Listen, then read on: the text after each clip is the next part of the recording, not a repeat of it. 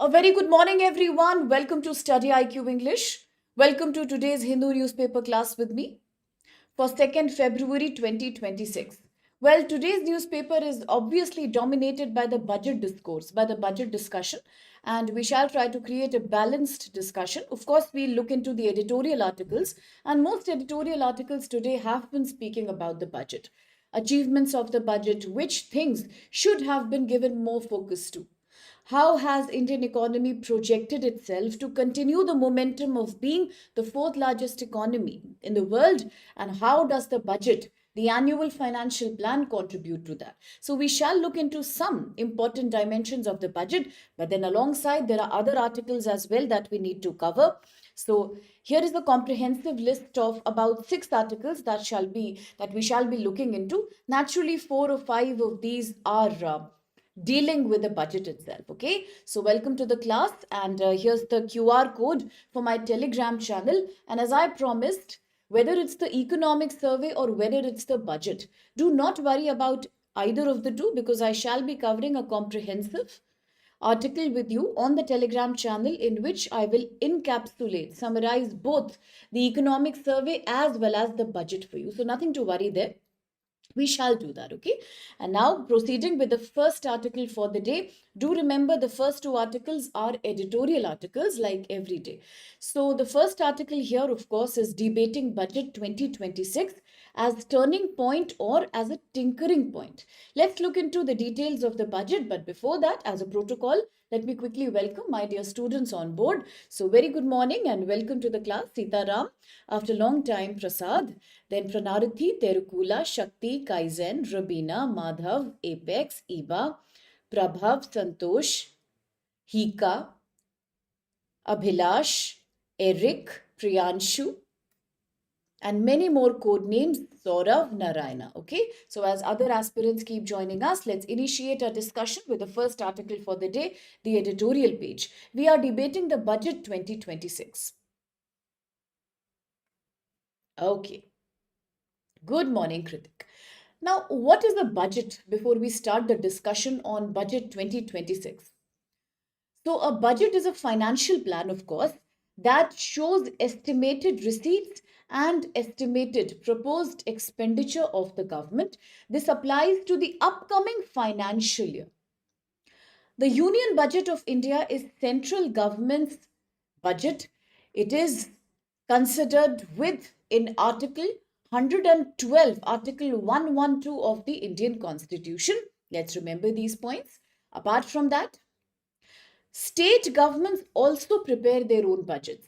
And although we are talking about budget as the annual financial statement, do remember that the Indian Constitution does not use the word budget. Okay, that's very interesting.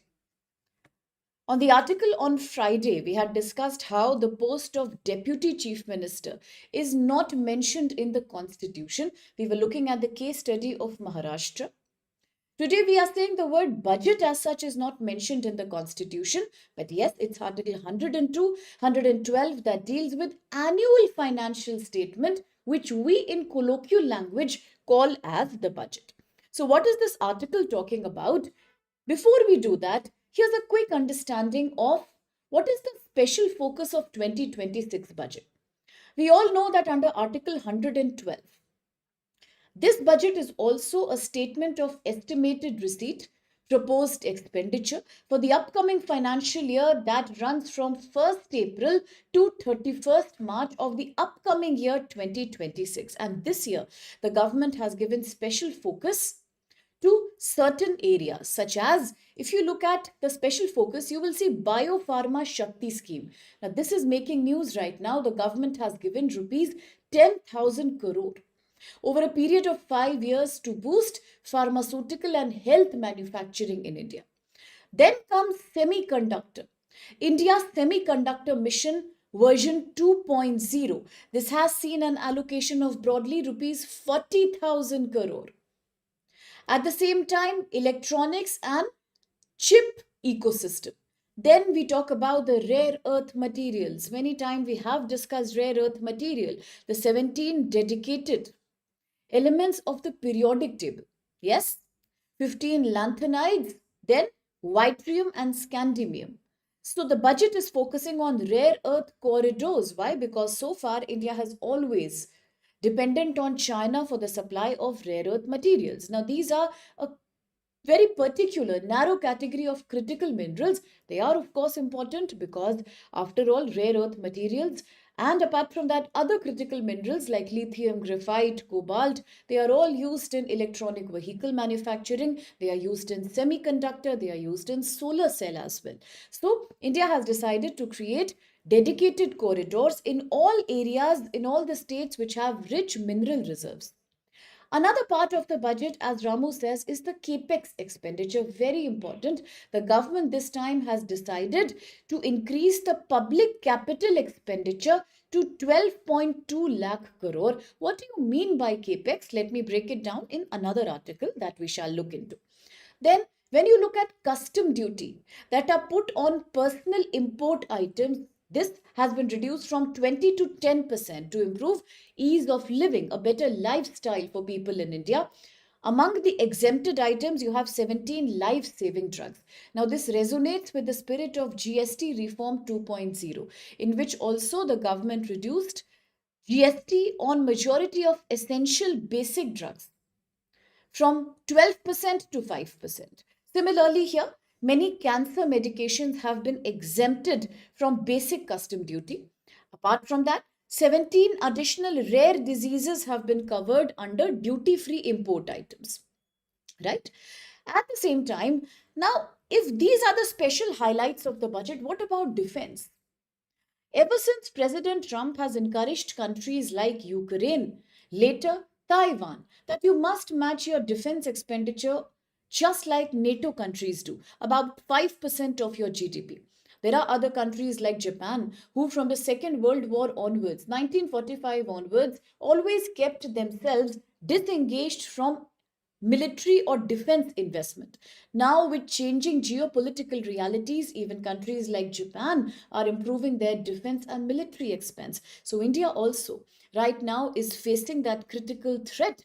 Of course, coming from neighbors like Pakistan, then Chinese domination across the border areas. So, therefore, Ministry of Defense has also allocated an all-time high, an outlay of about 7.85 lakh crore, that is a 15% increase as compared to previous year only into defense expenditure. If these are the critical salient features of the budget, what does this article really argue? What is this article about? Let's quickly understand the article and I shall share the summary of budget and economic survey with all of you. After reading that summary, budget will not be a confusion to anybody. Let me just make a very simple re-encapsulation and send it to you. So don't worry about that. Let's focus on this article here first. Now, we just said that union budget is not just a statement of accounts. It shows government's short-term, medium-term economic priorities. India, as one of the largest and the most populated countries in the world, has no long-term economic roadmap. And therefore, budget helps us in understanding the direction of economic policy. What is this budget talking about here? Now, looking at the geopolitical situation right now, we all understand that after the Cold War, for the first time, the world is becoming such a tense place to live in. In 2025, India was reeling under American tariff pressure, 50% tariff on Indian exports. India lost $48 billion plus export market potential to America. And since then, as a country, as an economy, we have been focusing upon managing the impact of the tariff, whether it was through RBI policy change, whether it was through GST reform, whether it was through export diversification. Now, America's tariff have in a major way hurt India's export, labor intensive export sector. As I mentioned examples previously, gems and jewelry, textile, apparel, leather, electronic goods. And today, even India's long term relation with Russia is under pressure. Why is it under pressure? Because of renewed American sanctions on Russia, because of a threat on India that if you continue to import oil, gas, and defense from Russia, we will increase your tariff to about 500%. That is America's pressure on us. At the same time, China also remains a major concern, although we have renewed trade with China. But India is heavily dependent on Chinese imports. We import a lot of China's rare earth material, lot of China's API, raw material for pharmaceutical, at the same time electronic goods as well. And Chinese goods are more cheap. They are more competitive in Indian market. So with China, we cannot easily have a positive balance trade. We cannot have a positive balance of trade with China. Obviously, it will be a loss for India. Now, if you look at export restrictions, then export restrictions on certain critical minerals, electronic vehicle component and skilled labor are a routine policy for China. On the one hand, we depend on China for REE. On the other hand, China has been given supply shocks throughout. So, therefore, this time in the budget, India is trying not only to maintain more self sufficiency, Atmanirbharta, in defense, critical minerals, India is also making sure India develops a very close relationship with European Union, the 27 countries of European Union, with the latest free trade agreement that is called the mother of all the free trade agreements in past. In this budget, the biggest focus has been given to manufacturing sector. Yes, despite our GDP growth being around 6.5 to 7%, India's manufacturing sector is weak. If you compare it to countries like China, you will realize there are internal fractures in India's manufacturing strength. And therefore, either the manufacturing share in the GDP has declined or it has been stagnated. Manufacturing employment has also not increased. It has been very, very low. Capacity expansion and fixed investment have been equally poor in this segment. That means India has experienced a very premature, a very early deindustrialization. A very fascinating word this is. We are the fourth largest economy of the world. We have overtaken very recently Japan. Now we are the fourth largest, only after Germany. But if you look at the manufacturing sector, that's the backbone of any economy. In India, we see deindustrialization in this sector. Growth is stagnating, employment generation is very poor. Official GDP data says manufacturing growth has been nominal, but reality, if you look into the reality, you will realize it is all a sign of premature deindustrialization, which is a shocking thing. Shocking thing for a country which has a young population, shocking thing for a country that has a controlled inflation, high economic output, which is the fourth largest economy of the world. Their manufacturing sector is declining, and what could be the reasons of that? The reasons are very clear. The reasons are two. One is a very high import dependence when it comes to input and raw material, and second is what we discussed last week, inverted duty structure, IDS. These are the two reasons why manufacturing sector growth has not increased. For a developed country, Eric, it should be the service sector. But for a developing country, manufacturing sector continues to be an equally big backbone. Why? Because in a country like India, which has demographic dividend, but our demographic dividend is not qualified as much. Our youth are still not employable in global markets for the formal sector jobs.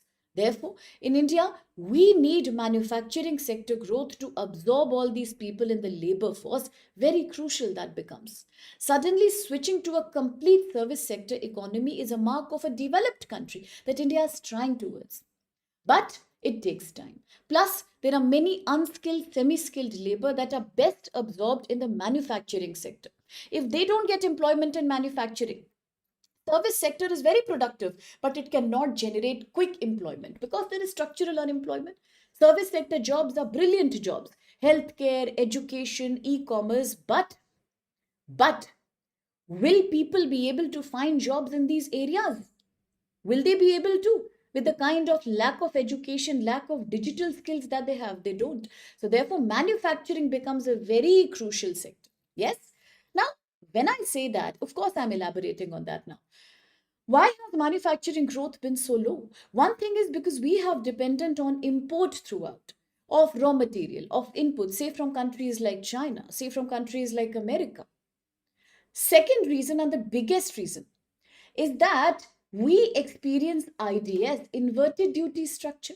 When the GST reforms were created in 2025, GST 2.0, what we really failed to do is to solve the problem of tax on raw material that is known as a cascading effect.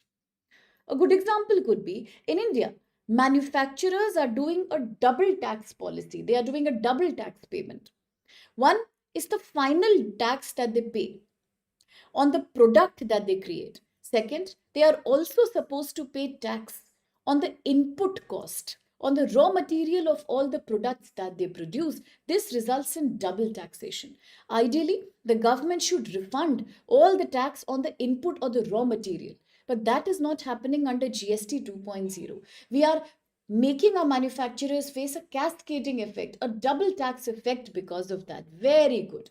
Why does it happen? Because the GST, the goods and the services tax that they pay on their raw material, on their input is too high, and hence it cancels all the profit that they get by selling their products. This is called inverted duty structure, where you have a very high tariff on input, which is much more than final goods. And what will it do? As a manufacturer, what will happen to you? Naturally, it discourages domestic production, and that's the major reason why in India manufacturing sector has not seen any such expansion. Are there any solutions? Yes, there are.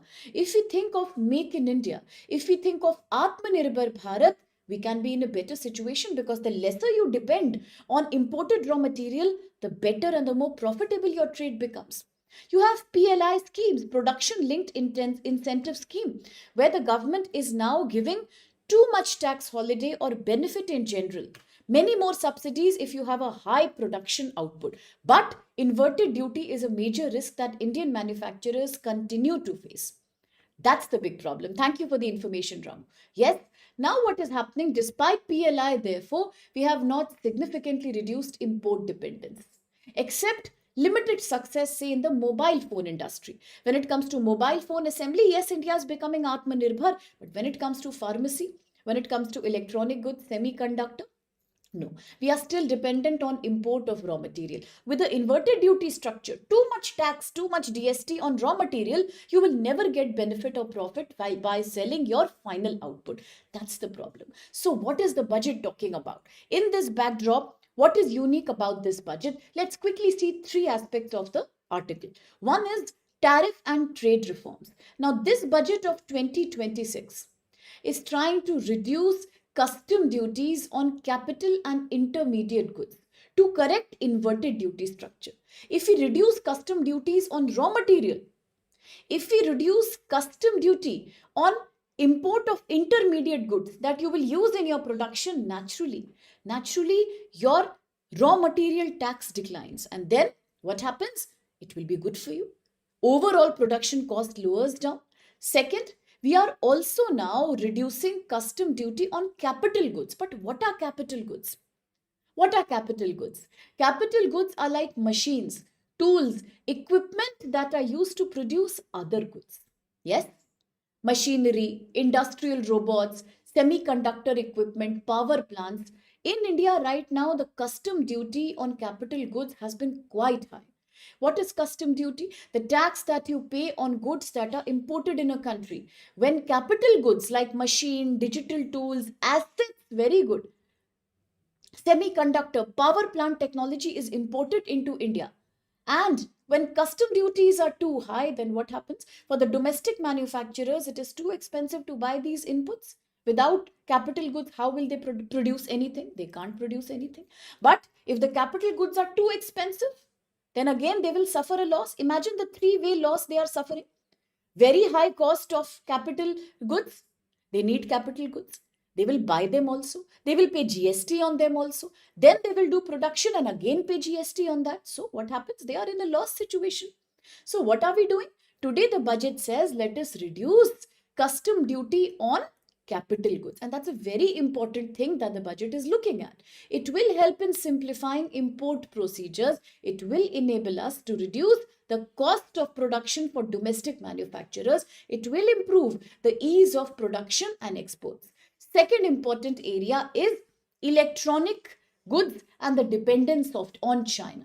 Now, Indian government knows that long-term dependence on China for raw materials, for various kinds of capital goods, for various kind of rare earth material may not be a good strategy. So we are pushing towards manufactured domestic indigenous manufacturer of electronic components and sub assemblies.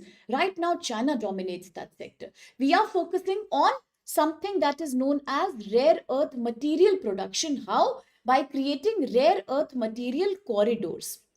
These corridors will come up in states like Odisha, they will come up in states like Kerala. They will come up in states like Tamil Nadu and Andhra Pradesh. All these are resource rich, mineral rich regions. And we create a corridor here. Why? They are crucial for electronic vehicles and semiconductor. We will create tax exemption on capital goods for battery and lithium ion cell manufacturing. That's very important. Tax exemption is being provided in this sector by reducing the tax on capital goods such as lithium ion battery, very important for making semiconductors. So we are reducing it on lithium ion battery, plus we are reducing it on overall battery production. Jharkhand as well, resource rich, very good.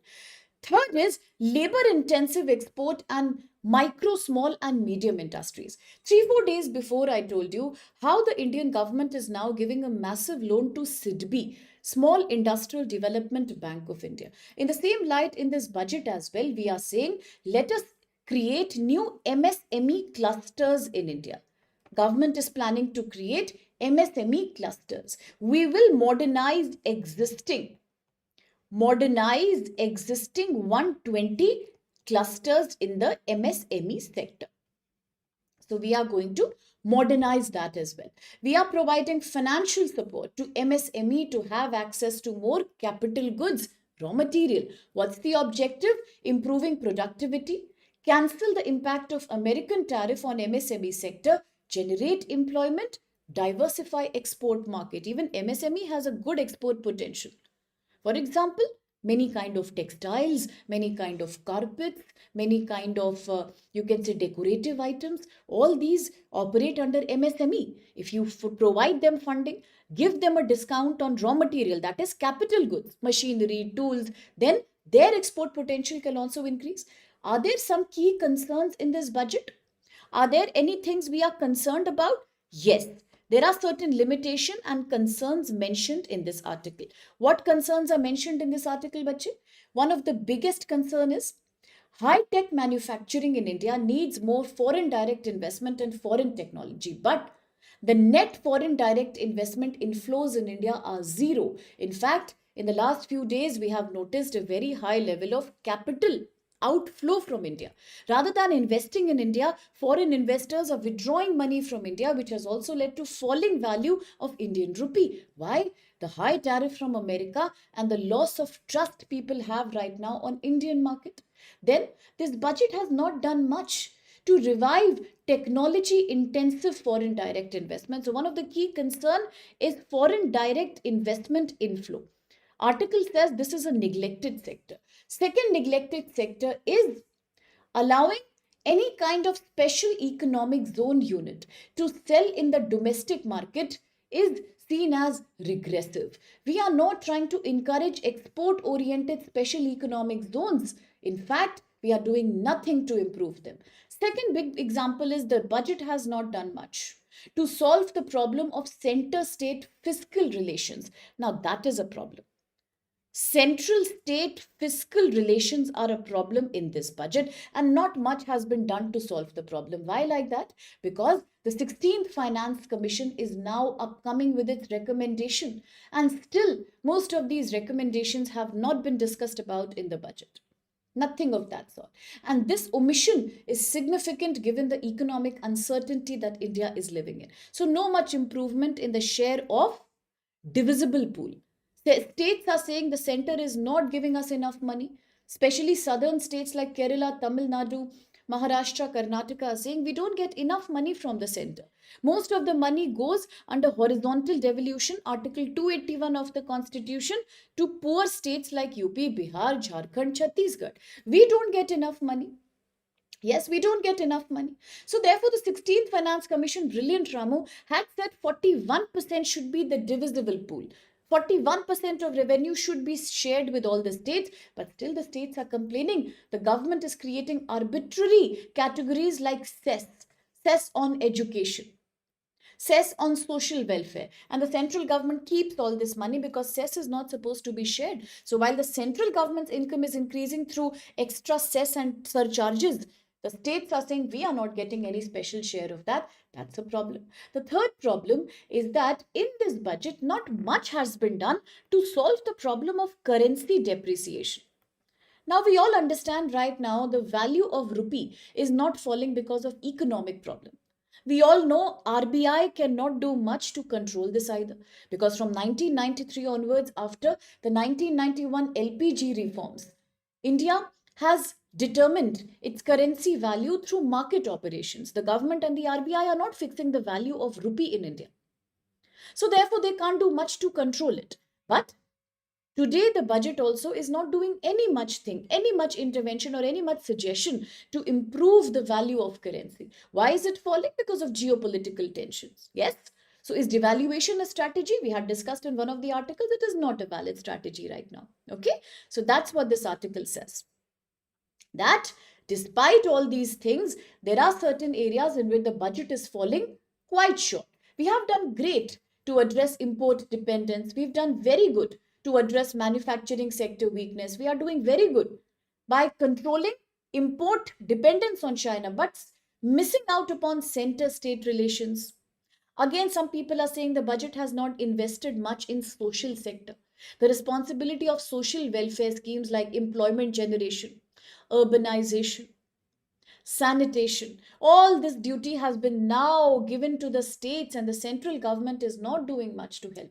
So this is one drawback of the budget. Another drawback is the budget is not doing much on the problem of the falling value of rupee and the poor center state relation. So that's it for this article. Let's proceed with the next one now. Nothing much has changed. Very good. Well done. Absolutely, Ramu. That's the main criticism coming from people, Bache, that most of the states are saying the financial duty has been passing on to us. A very big example of this is Manrega or the PM Shri scheme or schemes like Amrut, schemes like Swachh Bharat. The states are bearing all the financial burden. The center is slowly receding from its financial responsibility. And that's the problem here, okay? Let's quickly address the question. A very good morning to other students who joined a little later. For example, Kojumba, I've met her after a very long time. You're welcome, dear. You were really missed. Santosh Bulbul and Ramu, good morning. And Madhav, as well as many other students who joined a little late. You're most welcome to the class. Aman, Shlok. Now, for the question, please. Terukula and Akhtar are answering. Madhav and Shakti are answering. I'm so happy. Kritik, Apex. Very good. Shlok, Kavish. Consider the following statements. India has experienced a premature deindustrialization with the share of manufacturing in GDP and employment declining despite overall high GDP growth. Second, an inverted duty structure where intermediate goods attract higher tariff than finished goods has discouraged manufacture investment in India. And three, the Union Budget of 26-27 proposes higher custom duties on capital goods to promote self-dependence and import substitution. So which of these are valid? Now there's one thing very clear. If you can answer this question independently and without much stress, you've really understood the basic ideas of the article. A big round of applause to all my students. All of you, Ramu, Iba, Sitaram, Gayatri, Sumit, Rajneshwar, Santosh, great response, Hika, Kavish, Saurav, Abhilash, Oman, very good. Because indeed A is the right answer and you've done it really well. See, the third statement is totally invalid, Urupam. Yes. Why? Because we know that this budget is in fact trying to reduce the custom duty on capital goods. What are capital goods? Goods like machine, tools, equipment that are used to manufacture other goods. If we do not reduce import duty on them, what happens, Bache? Our production cost increases further. So that's what we are trying to do. Very well answered. And I'm extremely proud that you answered this well. Great job by everyone. Kritik, Srishti, Pranarithi. Very good. Absolutely brilliant performance. Now the second article is also editorial article. Okay, bache, editorial article. Budget 2026 bets big on industrial growth. Let's quickly break it down. Let's understand the main idea of the article and then let me see whether you can answer the question or not. Okay.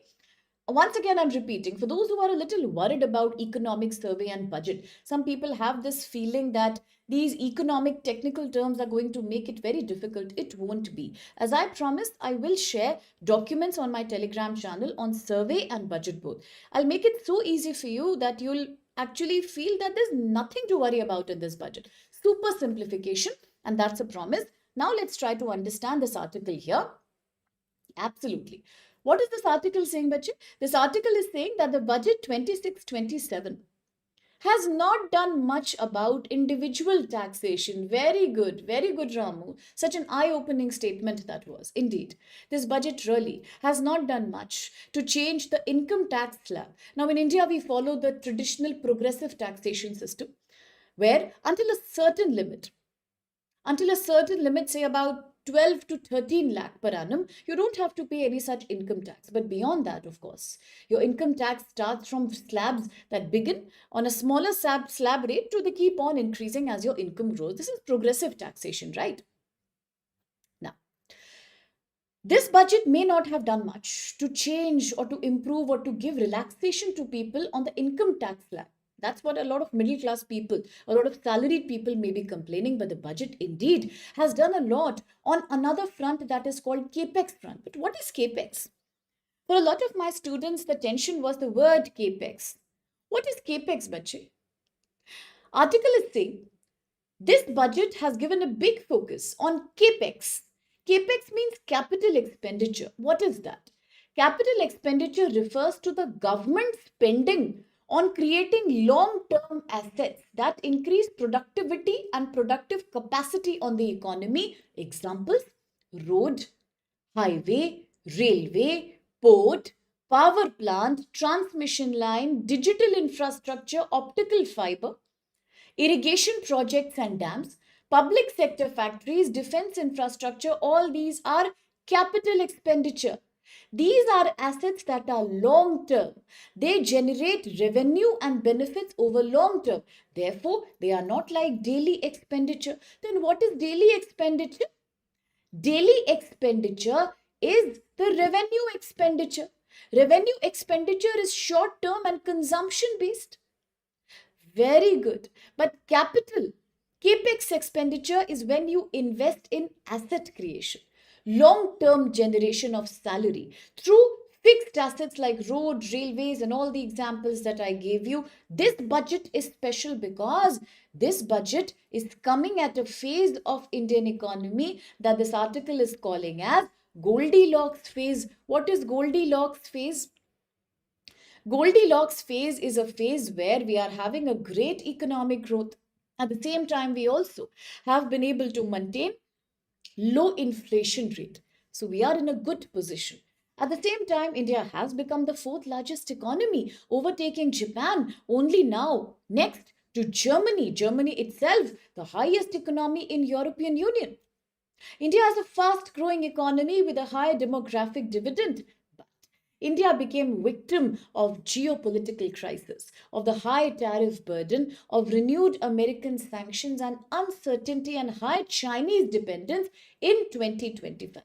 Therefore, the budget is coming at a perfect Goldilocks time where there is too much optimism about industrial growth. We can hope for a high industrial growth if we move in a strategic way.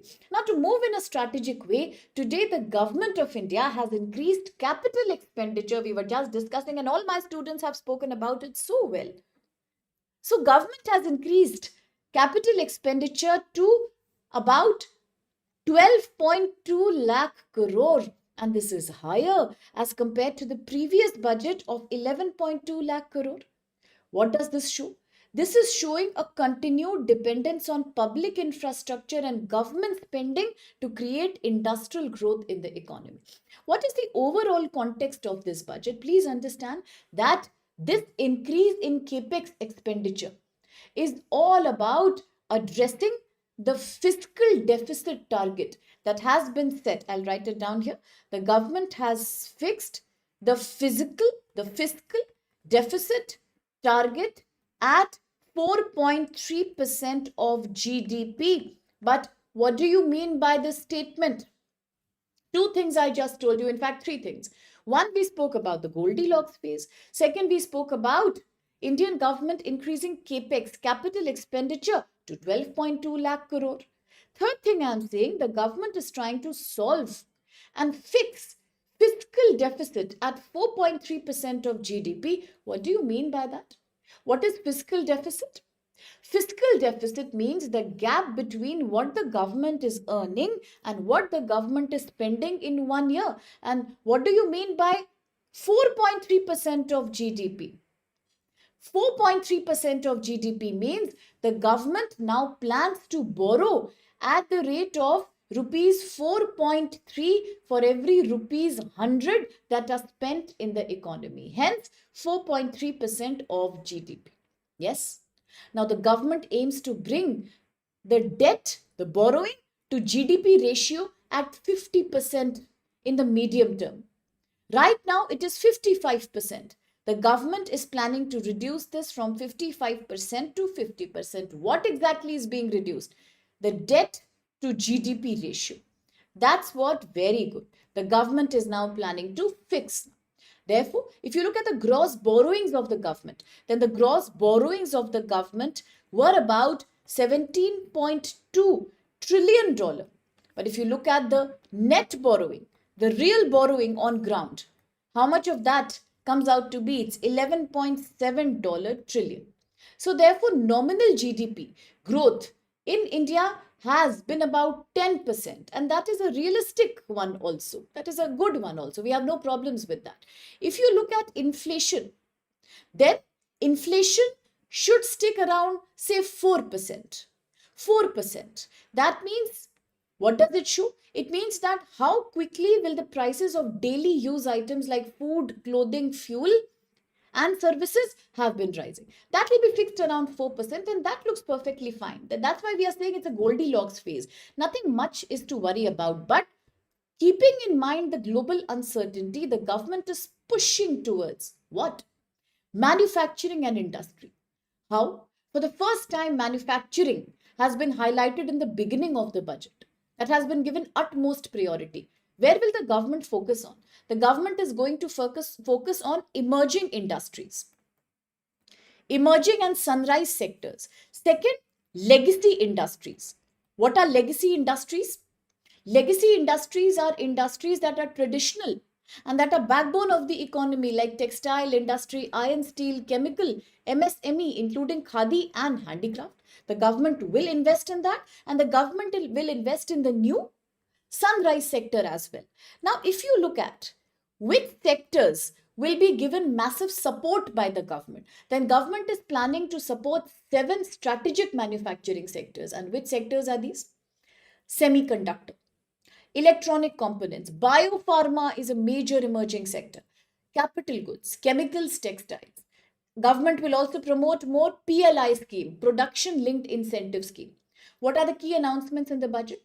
Looking at electronic component manufacturing, we are spending now 40,000 crores on that. Semiconductor, I've written it on the front page slide, so nothing to worry. India's Semiconductor Mission 2.0 has been now announced. India will start manufacturing domestic chips to reduce dependence on China. Major investment in logistic freight corridors, that's there. In response to China, in response to American tariff, we understand that we need to invest more on electronic defense, electronic vehicle, and renewable energy. Fresh support to MSME sector, textile, leather, seafood, plus 10,000 crore rupee MSME fund will also be created in order to enable MSMEs to grow their export potential. Are there any concerns in this area also? Yes. The government says we are giving a long-term tax exemption until 2047 for global cloud services providers using India data centers. This is one of the longest tax concession India has ever announced. That could be a matter of concern. Will we get as much return from this sector, as much tax concession we are giving to this sector till 2047? We don't know. We don't know. Second thing, We are also giving too much focus on data centers, but data centers are highly power intensive. That means more pressure on India's power generation capacity. Now, looking at employment, we are investing so much on global cloud service providers. That's a service sector. Will that be able to generate enough employment for India's unemployment youth? What about their employability? Plus, if they create employment, will they also not adopt AI, artificial intelligence? Will that lead to further decline in employment, and will it lead to job displacement? Again, that's a risk. There are certain missing links here also. The manufacturing sector is being promoted, but we don't have a proper industrial policy to do that. Domestic demand has not been addressed properly. Similarly, over dependence on external demand continues. Sustainable manufacturing will be based on employment generation, income growth. That is no guarantee in the budget. So, this article in conclusion says that the budget has a good intention of promoting more manufacturing sector, shifting focus towards cloud computing services, but at the same time, demand creation, employment generation, all these things have no clarity right now. It's like on the one hand, you keep investing in new technologies. On the other hand, you don't even know whether they will give you enough employment generation in return or not. So these are certain challenges that are yet to be addressed by the budget. But at the core of it, let's understand two, three things. That one, the Capex has been now increased to 12.2 lakh crore. I hope everybody understood the meaning of Capex, capital expenditure, long-term asset. Inflation pegged at say 4%, that's a very decent level as compared to other economies, one of the lowest in such a big economy in the world. Then manufacturing has been given utmost priority, especially the MSME sector. Yes, then self-sufficiency in critical mineral supplies, semiconductor mission, all these are the priorities. At the same time, employment generation, it is continuing to be the major gap here. We don't know whether all this investment will generate enough employment. That's a problematic thing here. Okay?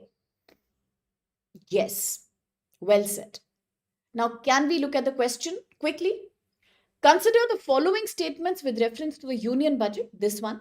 One, it continues to rely on public capital expenditure as the primary driver of economic growth while committing to fiscal consolidation.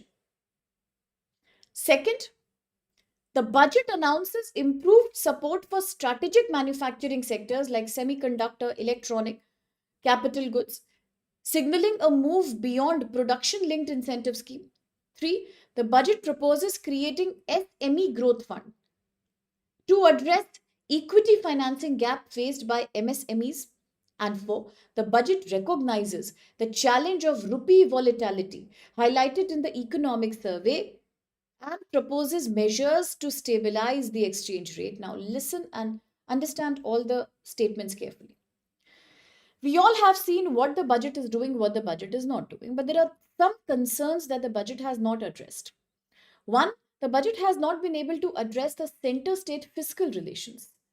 Second, by investing too much in cloud computing services, we are focusing on data centers that are energy intensive, so more demand for energy in India, and there's no guarantee that AI dependent cloud computing will actually generate enough employment.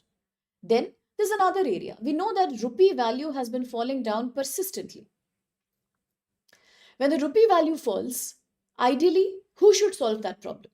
Ideally, it's the central government and RBI that can take some step, but here, RBI can only take an emergency step to create smoothing effect. RBI cannot change that again because it's dependent on market completely, and the budget has not done much about addressing the problem of rupee volatility. Economic service said yes, rupee is volatile, it's falling very fast, but could the budget do something about it? Nothing. Now, which of these statements are valid? Yes, Zing, Elvin, Eric, Kujumba, Madhav, Pranarthi, Abhilash, Rajnishwar, Madhav. Absolutely correct. D will be the right answer given the fact that fourth statement here is totally wrong. First, 1, 2 and 3 statements are right. Why? But that's what we discussed. But the fourth is not correct because yes, the budget is not doing much to solve the problem of rupee volatility. It's dependent on market situation. And rupee is falling right now not because of economic issue, it's falling because of geopolitical crisis. The more the tariffs on India, the more the sanctions on trading partners of India. the more investors lose confidence in India. The more they convert rupee into dollar and pull the money out of your economy, and the more money is pulled out, the more capital outflow happens, the lesser stability your own currency sees. So therefore, it's market dependent, and the budget couldn't do anything about it. So Zahir Akhtar, absolutely right. Budget ignores that shlok. Very well said, and is the right answer. So quite well performed. Big round of applause. It was a tough question, no doubt. Well done. Now, next article, of course, is also on budget, but a slightly different focus of the budget. Here we are looking not just on GS paper 3, economy, but we are also looking at GS paper 2, because urbanization is a major social economic issue in India. The process through which cities are created, the process through which villages are converted into cities, urbanization. In India, it has throughout been a faulty process. It has always been a response to industrialization. Yes? Now, looking at this issue, what does the budget do with urbanization? That's something we need to see. So please quickly let's understand what's the main point made by the article, everyone. The article's main point is that although the Union Budget 2026 speaks about increasing Capex expenditure, capital expenditure to 12 point something lakh crore, but growth and Viksit Bharat have not given any priority to urbanization. It's very, very clear that urbanization has not been given any fiscal priority, any financial priority in this budget right now. There is a big gap between giving promises in the form of JNNURM, in the form of Smart City Mission, in the form of Amrut Bharat, in the form of Hruday Scheme, in the form of Swachh Bharat Mission, but in reality, cities are the growth engines for India, but still they are facing a crisis of less budget, less financial allocation. What are the problems in this article? One problem is that total central outlay, yes, total central outlay for urban development has fallen down this time from 96,777 crore to 85,522 crore. Biggest learning from this article is that we talk about Viksit Bharat, and cities are the engines of economic growth. Cities contribute to majority of GDP, but still in the budget, urbanization is not the focus. The total outlay for urbanization fell down from 96 something crore to 85 something crore. That's a total reduction of 11,254 crore, 11.6% reduction in urbanization from previous budget to right now. Why is it happening? This is happening because of too much neglect that urban specific programs in India need right now. After calculating inflation, the 11.6% looks like even bigger. There is a much bigger fall when it comes to money allocation to urbanization in India. In India, cities are continuing to face migration pressure. We know that the most important contributor to internal migration in India is distress migration. In India, the rural to urban migration is distress migration. Majority of Indians migrate either intrastate, within the state, or interstate with Bihar, seeing the highest average out migration rate every year. People migrate to cities to find job, much better job, because agriculture cannot support families. Agriculture is in distress. It doesn't have too much productivity. It cannot give you sustainable income. So people migrate. This is distress migration. Cities are victims of this distress migration. Climate stress. Cities are also experiencing climate stress. Urban flooding, flash flooding, extensive heat waves, forest fires in the nearby area, extreme concretization, all these are problems of city. Infrastructure is crumbling, whether it's road transport, whether it's public parks, whether it's a breathable green space. Infrastructure in the cities has been declining. Water deficiency is common in most of the states. Apart from that, traffic congestion is again a very big problem. Over density of population, and then employment challenges. I've told you thousands of times, and I repeat once again, in India, majority migration is distress migration, rural to urban. People feel if we go to the city, we get a better job, but in reality, that doesn't happen. In reality, what happens? You know the formula. All my students know the formula. The disguised plus seasonal unemployment of rural India gets converted into the structural and vulnerable unemployment of urban India. Only people migrate. Along with people, unemployment migrates, but employment doesn't get generated. Semi-skilled, unskilled people will never get job in the formal sector. Even if they do, they get jobs in the informal blue or pink collar or grey collar sector. They never get jobs in white collar sector. So, city is declining in quality. Urban India is catering to so many more people, but in reality, urban India doesn't have the capacity to do that. What are the structural issues in the budget? Now, overall Capex expenditure has been highlighted, but urban development has been looked upon as a residual sector. Urban development is coming after all other priorities are taken care of. How can we ignore urban development when that's the engine of economic growth in India? Look at the metro rail domination. In all the cities in India, especially the bigger mega cities, metro rail projects continue to dominate all the money that goes to cities. Allocation for metros have also fallen slightly now, from 31,000 something crore to only 28, 8% cut. Another problem is so much money that goes to metro development. Metros are only used by about one third of population. Who is using metro? Typically formal employees of the middle class, people in large cities. Metro is a capital intensive investment. It's a very expensive thing to create. But does it cater to everybody in the city? It doesn't. And metro still accounts for only 33.6% of total urban spending, one third of that. And it is problematic. Despite so much money that goes on metro, it is limited to large cities.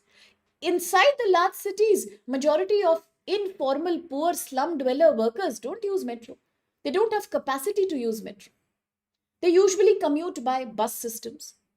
They commute by, say, e-rickshaws, autos. And what are the neglected alternatives? Neglected alternatives are non-motorized transport, cycle, walking, suburban rail. Last mile connectivity doesn't exist. So neither are the very poor people using metro, nor are the very rich people using metro. They lack last mile connectivity. They want comfort, they use their cars.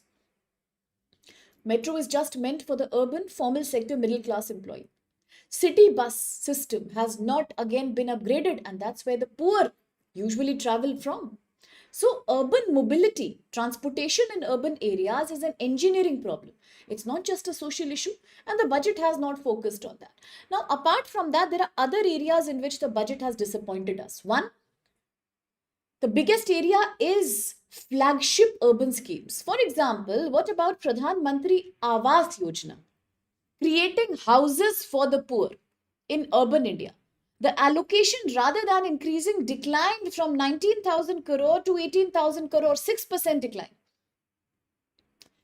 This is happening at a time when urban houses are anyway short and informal sector employees are coming to cities, creating the problem of slum, ghettos.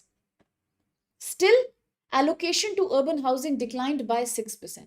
Look at urban sanitation. The amount allocated to urban sanitation fell down by 50%, from 5,000 crore something to only 2,500 crore something. Sanitation requires consistent investment, but government in India has treated it like a one-time expenditure. Why have we cut the allocation? We are not spending on waste processing, sewage treatment, worker safety, public health. And that's why it's a major loss in the budget. Third area, urban water and sewerage. Amrut Mission. What is Amrut Mission?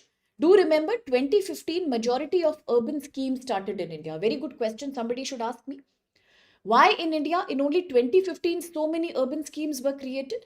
Because in 2015 the existing urban scheme, that was a very big scheme, created in the partnership with Asian Development Bank known as JNNURM, that got over. As JNNURM got expired, it was replaced by 5 to 6 additional schemes to cover up for JNNURM. Hence, in 2015, India experienced new urbanization schemes, including Swachh Bharat, Amrut, Hruday. What is Amrut? Amrut stands for Atal Mission for Rejuvenation and Urban Transformation. Today in this budget, unfortunately, we have cut down the allocation in Amrit also from 10,000 crore to 8,000 crore. That's a 20% cut nearly. What is Amrut all about? It's a centrally sponsored scheme implemented in 500 plus cities, implemented through urban local bodies to improve basic urban infrastructure and quality of life in the city. But today, we have reduced allocation by 20%. This is serious because Indian cities are facing water scarcity. There are certain states like Tamil Nadu and Karnataka where people are dependent on groundwater, leads to groundwater depletion, groundwater contamination, climate induced stress. Therefore, cutting on Amrut scheme, that means a major weakness in urban sustainability. At the same time, there is no compensation either. If you were cutting the budget money for urban plans, at least you could have provided for alternatives. What alternatives could you have done? A biggest alternative you could have done was to empower urban local bodies. What are urban local bodies? Municipal corporations. Which amendment created them? 74th Amendment of 1992.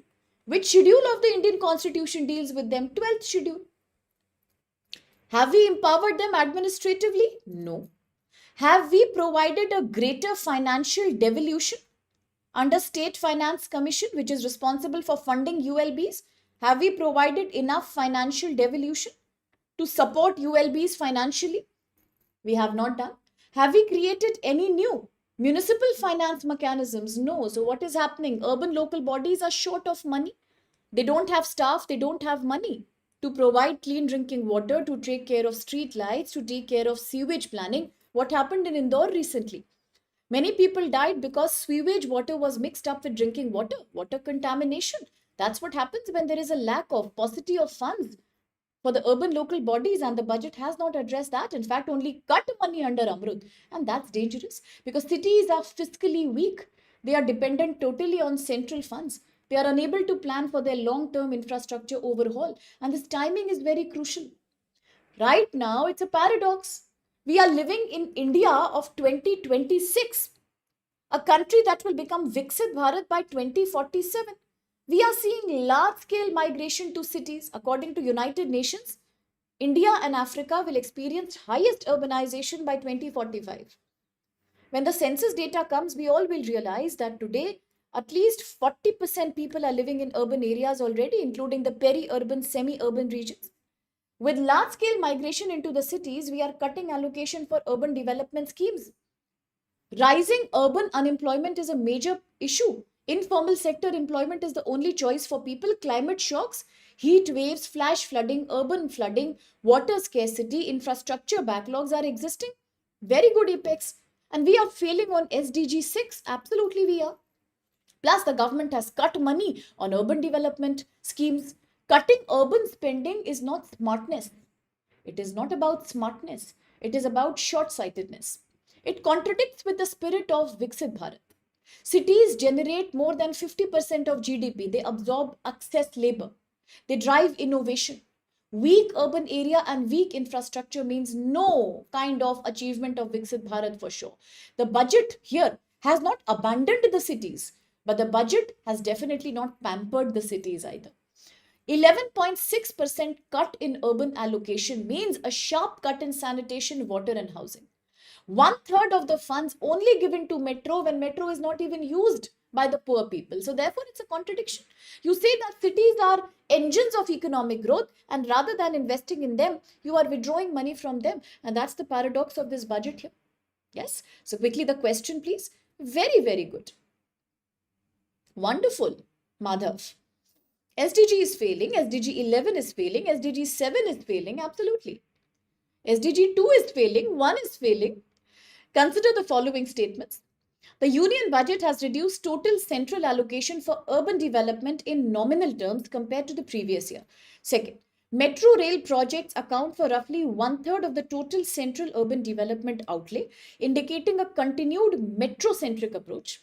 3. The allocation for flagship urban schemes like PM Pradhan Mantri Awas Yojana Urban, SBM Swachh Bharat Mission Urban, Amrut Mission, have been increased to address urban housing, sanitation, and water stress. Which of these statements are correct? Initiated from Shlok Sadhana, Terukula Shakti, codename Wheel, Naveen Sumit Hika. Now, the confidence with which everybody is answering the questions, I'm having this blinkering hope in me that everybody is understanding most of the important points of the budget. If I'm wrong, let me know. If I'm right, do tell me and do reassure me that I'm right.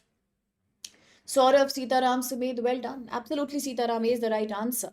Third is not correct because the government, rather than increasing money on urban development, has actually reduced the allocation, which includes all the 2015 schemes that came after JNNURM, including Amrut, including Swachh Bharat, including Pradhan Mantri Awas Yojana. That makes no sense.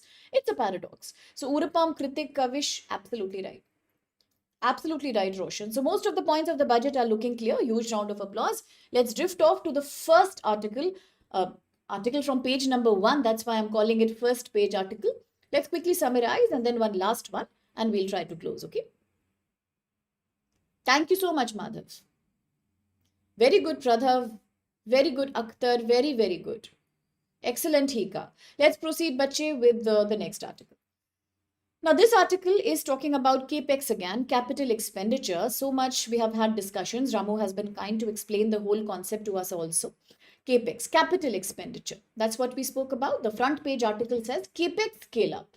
Why Capex scale up? Because yes, the government of India has increased Capex expenditure, capital expenditure on capital goods, machinery, and long-term assets that are used for production process in India. Those have been increased to 12.2 lakh crore. That's a much higher increase than the previous budget. Yes. And this time the budget says Capex is the main driver of growth in India. So what are we trying to discuss? Let's discuss the main point of the article. The budget has been presented among global uncertainty, but the budget aims to improve productivity and generate employment. Finance Minister Ms. Sita Raman, for her, this was her ninth budget that she has introduced in the parliament. The government says India must remain deeply integrated with the global markets at a time when President Trump and countries like Israel are moving towards anti globalization. China is moving towards anti globalization, regionalism, very conservative economic policy, supply shock. India believes it should remain integrated with the global economy by exporting more, improving our export potential, by attracting long term investment, that is long term FDI. Right now, FDI is a problem. Nobody is investing in our country because of the fear of tariff and sanction.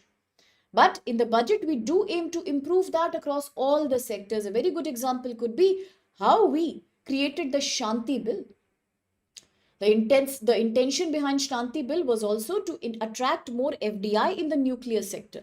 So whether it's critical minerals, whether it's semiconductor, whether it's Shanti Bill, everywhere the intention is the same, to attract more foreign investment. That's what the budget will plan to do. What are the fiscal and tax features of the budget? One big thing, as we discussed already, the budget has not done much to change the income tax slab. That's very clear. So no kind of income tax reduction, income tax relief for individuals or corporations. That is one thing. Because the focus continues on structural reform, not on short-term tax relief. Now, this is very interesting. Do remember, this question can come sometime, that the budget this time has not focused on short-term relaxations, like improving your income tax structure, giving more income tax respite, nothing of that sort. The budget rather has focused on structural and bigger reforms, long-term reform. Example, capital expenditure, Capex, raised to 12.2 lakh crore for this year, higher than both the previous budgets that we have seen. Now, Capex, therefore, will be the highest contributor to India's economic growth. What about trade, union, and energy transition?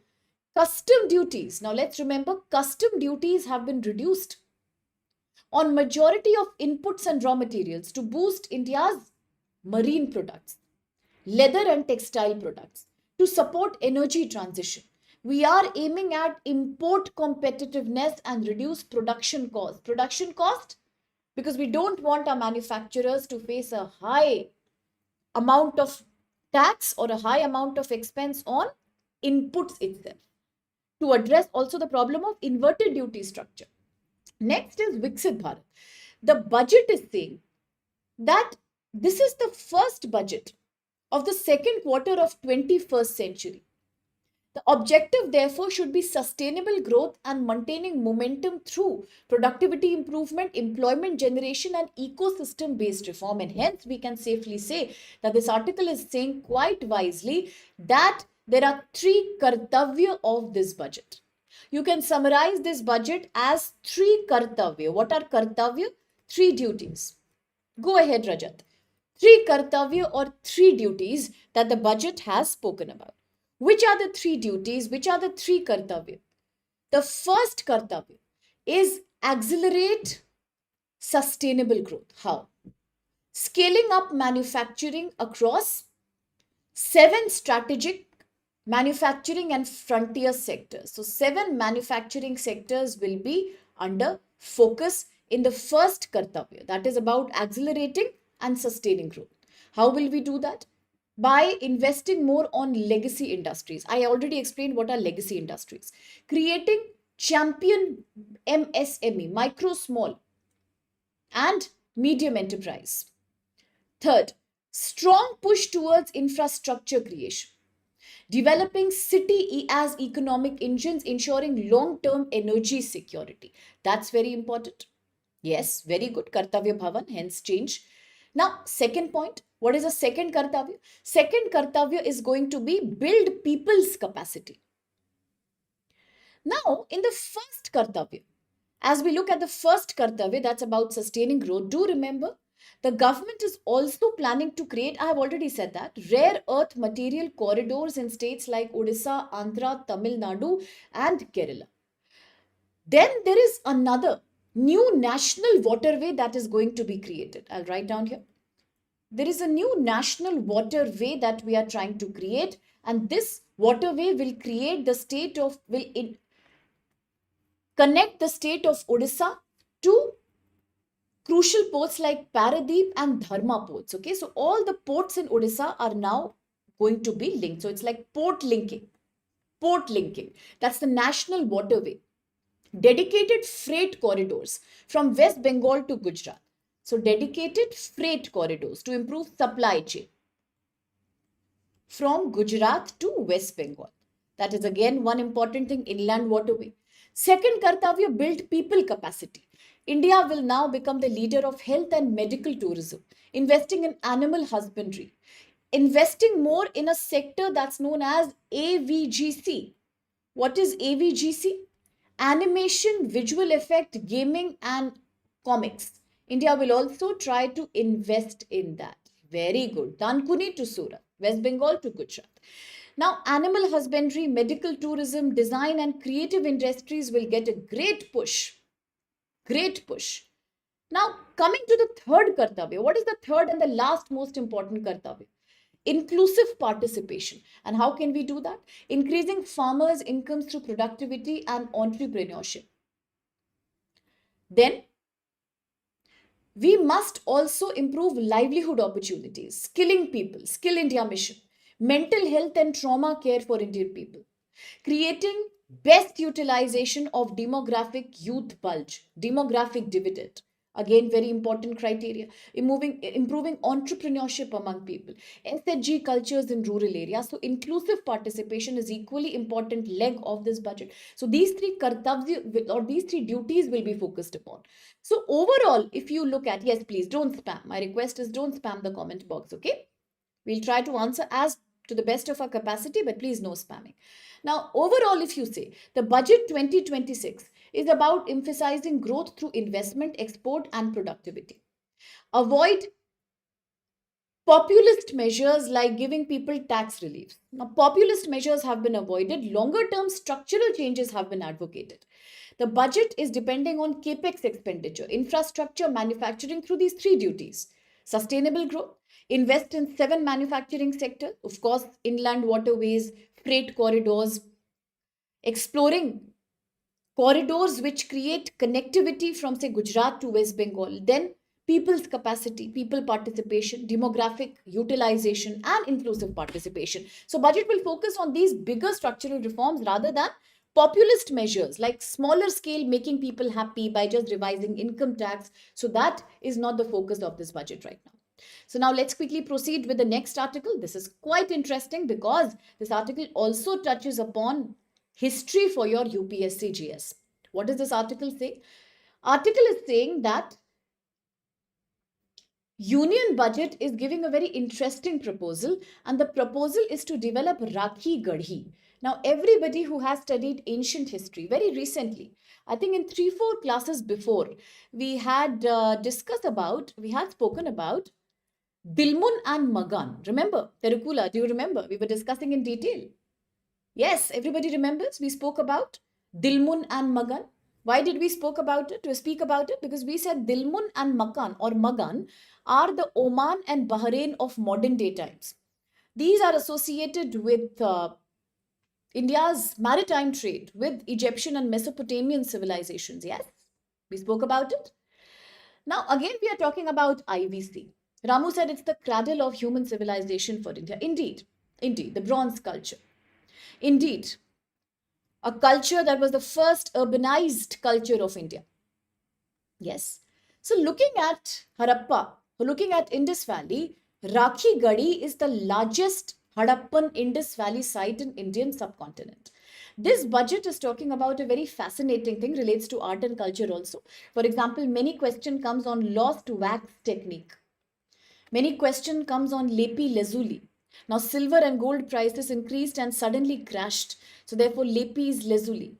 Which ornaments or which was the largest bead making site? All these are crucial for Harappan culture. You can study that from Nitin Singhania, Art and Culture, or you can also study them online. Lots of material is available. Meluha, yes. So now this union budget says we are going to develop Rakhi Gadi, which is the largest Harappan site in Indian subcontinent, as a major cultural tourism destination. But local people are not looking happy at all. Local people are not looking happy. They are acting with skepticism. Very good word here. Skepticism. What is skepticism? When you doubt something, you have a very skeptical attitude towards something, you're not sure about it, you are dubious about it. So local people are not happy. Why are they not happy? Because they say that earlier also promises were created. In the budget of 2020 and 2021, big promises were made, but actual development could not happen at all. And local people have been disappointed every time. The villagers are saying that the Archaeological Survey of India have done very little work here. Only minor changes have been done, like repairing an old shed, repairing a boundary wall, but nothing beyond that. And residents are saying that they had hoped that, as promised, all these sites will become international tourist destination. They will create jobs for the local people, but nothing of that sort happened. The progress was so slow. So earlier people were excited and now they are not excited. They are apprehensive. They are unhappy. They are very doubtful. What is the confusion all about? The confusion is about responsibility. The state government says that we will create facilities like hostels, hotels, guest houses, cafeterias to attract many more tourists, and they have already been created. There is a museum that's going to be created very soon now. Haryana, the state government of Haryana has in fact planned a project of 206 crore rupees that shall be completed next year in 2027, all to attract tourists. But the people from Archaeological Survey of India, officers are saying only 1 crore rupee has been sent by the state government. Only 1 crore has been spent. No separate central budget allocation has been done for Rakhi Giri. So the main tension again is money. I often tell my students when I teach sociology and society that bache always remember, everybody says culture is important, but culture is always a slave of economic considerations. It is always your geography and your economics that create your culture. These are followed by culture. Culture doesn't come first. Economics come first. Yes. So therefore here also the main problem is economics, money. Central budget has not given any specific allocation for this, and the central government has never spent any good amount of money separately to promote the development of Rakhi Garhi. Money has not come. Again, it's a problem of culture lag. You make big promises, but you never create a special budget allocation for Rakhi Gidi. So people are saying the pattern is the same repetitive, boring pattern. In 2021, Finance Minister said 5 iconic sites will be developed. Rakhi Gadi, Hastinapur, Shivasagar, Dholavira. Now, Dholavira was in the news big time, so you should know that from Harappan culture. Adi Chalanur. All these places will be developed. That's what Miss Nirmala Sitaraman said. But in Budget 26 also, same promises are being said. 15 archaeological sites, including all these, and then Lothal, Gujarat, the dockyard of Indus Valley, Sarnath, Leh Palace. All these will get more improvement and more modernization, rejuvenation will happen. But then in India from 2015, same thing is going on. We had created the Hriday Mission, to revitalize cultural and religious tourist sites, but could not much happen there. Nothing much was accomplished. So government's plan is to create more excavated sites and to promote their viewership for public, to promote India's history and culture for tourism purpose, to promote digital technology for storytelling, curated pathways, nice museums here, very good, Kiladi excavation, very good, the Chalcolithic culture that was all about, yes. Now, therefore, what is happening? Haryana Chief Minister has said 500 crore rupee will be given to promote Rakhi Gadi as a global landmark. But the core message of the article is sorry, we can't trust these promises. There's a clear gap between the budget announcement and the ground level execution. Cultural heritage development needs sustainable growth. It doesn't need these kind of announcement and then slipping back to lethargy. So although it's a great piece of information, but people on ground in Rakhi Gadi are not excited anymore. They are not happy. Yes. So you should know about all these. Dholavira, Lothal, bead making factory, Chanudaro, then Surkotada, where horse remains were found. Cotton furrow was found in one of these places. Then Alamgir was, say, the easternmost area. Then which was the southernmost? Daimabad. So everything you should know about Indus Valley civilization. Now, Nitin Sanghania is, a lot of people feel Nitin Sanghania is a very heavy book. It is heavy. So if you can't finish the whole book for art and culture, you can pick up certain important chapters and points and then make it easier for yourself. Okay. So question, consider the following statements. 1. Rakhi Gadi is the largest Harappan civilization site in Indian subcontinent. 2. Union Budget 21 announced development of Rakhi Gadi, Hastinapur, Sivasagar, Dholavira, Adi Chalanur as iconic archaeological sites. And 3.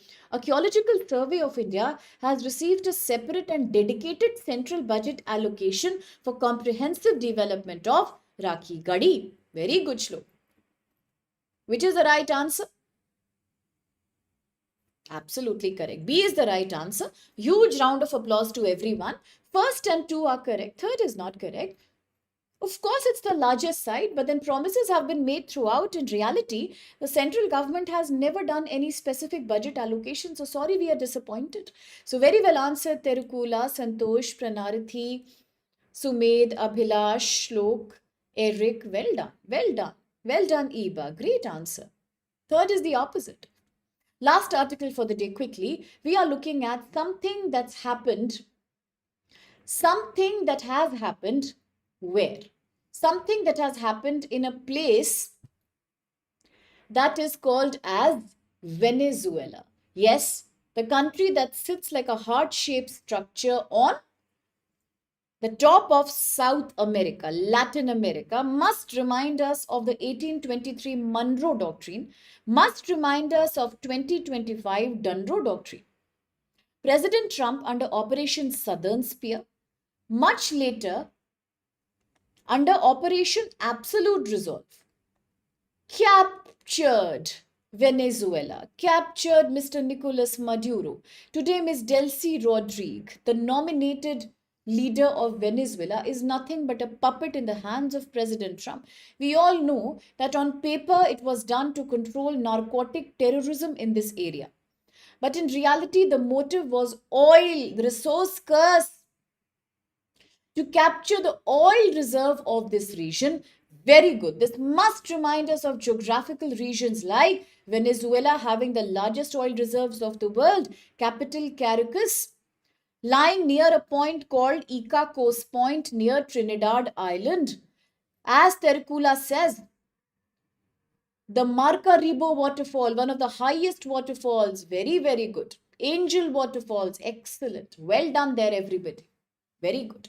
Now, Venezuela has gone, it's been captured. Now, I am not saying I'm clairvoyant. I'm not saying I'm some kind of a special priest or I do predictions. No, I don't have any supernatural powers, unfortunately. But if all my students who were in the class remember, and if they tell me honestly, before 10 days, did I not tell all of you when we were discussing the article on how President Trump is finally capturing Venezuela and trying to also move towards Greenland? What did I say that day? I told you that day that, bache, wait and watch. Today, President Trump has put sanctions on Venezuelan oil. Let 1 or 2 weeks pass. The same President Trump will tell India that now it is a good opportunity. Stop importing oil from Russia and start buying oil from Venezuela. Why? Because now Venezuela is a colony of America.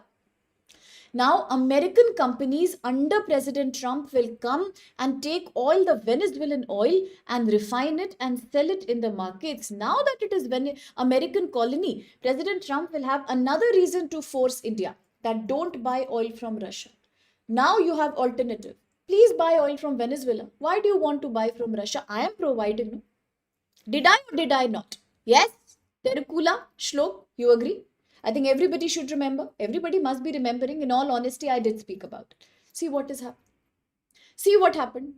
So none of us can predict future, but there is one thing very clear, bacha. All of us can predict Donald Trump's behavior. We can predict President Trump's behavior. What is he saying? He is saying India should resume purchasing oil from Venezuela. Now look at that. I'm speechless to see this article. GS paper 2 international relations, GS paper 3 energy security. What has happened? Now, can you imagine? It was in 2019.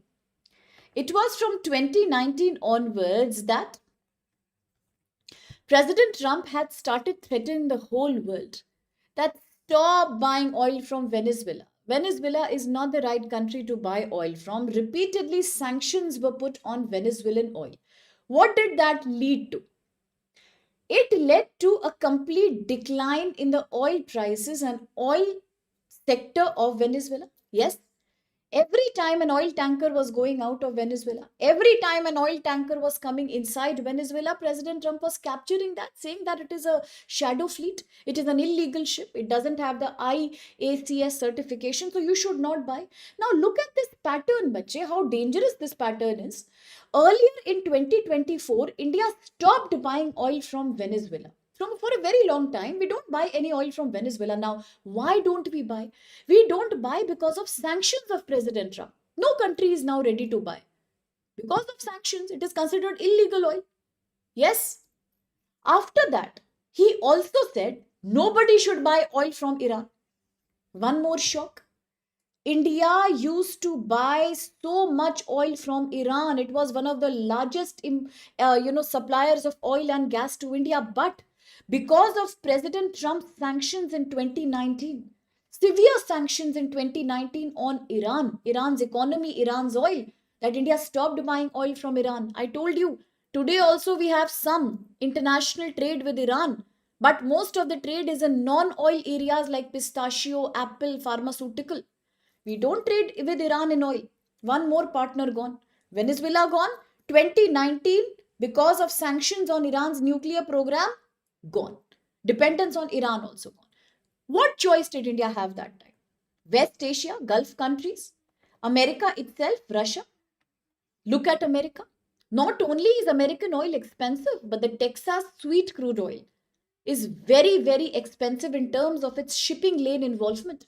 An oil that comes all the way, floating from the Atlantic into, say, the area of Mediterranean, Red, Suez Canal, Gulf of Aden, finally it reaches the Eastern Hemisphere. Look at the long route. Why will India buy American oil? Such expensive oil. Can't buy. Now West Asia oil is quite affordable, but look at the instability in West Asia. There also we were ready to buy from Iran, but because of 2019 sanctions on Iran, we stopped. We lost another trade partner. Now look at the paradox. India is a growing economy. We need so much oil and gas, but our partners, our suppliers are being killed one by one. Venezuela gone, Iran gone. US impossible because of the expenses. Yes.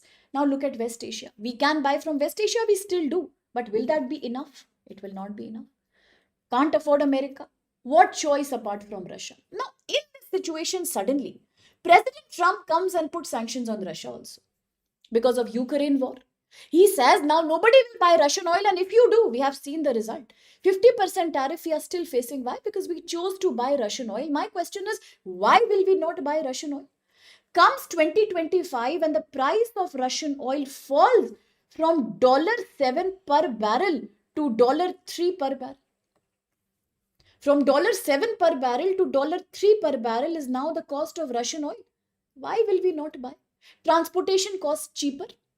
Oil price cheaper. $3 per barrel. Why will India not buy? Of course we will buy. That is only strategic autonomy, right? Now here he has a problem, President Trump. He says 50% tariff. After so much threat also, when India did not listen, today he's saying I may put it to 500% tariff. Still India did not listen. Now what? Now he goes and captures Venezuela. Now Venezuelan oil is American oil. So now comes the alternative. Fine. You said you are buying Russian oil. India said India is buying Russian oil because it was cheap. Fine. I will give you discount. Now you buy Venezuelan oil because it is my oil now.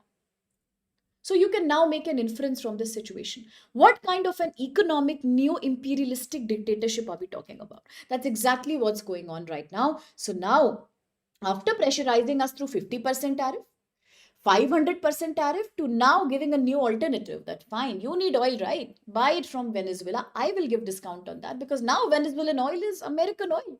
So that's what this article says. Exactly what we said came true. Now, you also know that when you talk about Russian oil and gas, China is the biggest importer, followed by India. So, not only is he giving this option to India, he's also giving it to China, that China is also welcome. China should also buy Venezuelan oil. Don't use Russian oil. So, that's the pitch of this article here.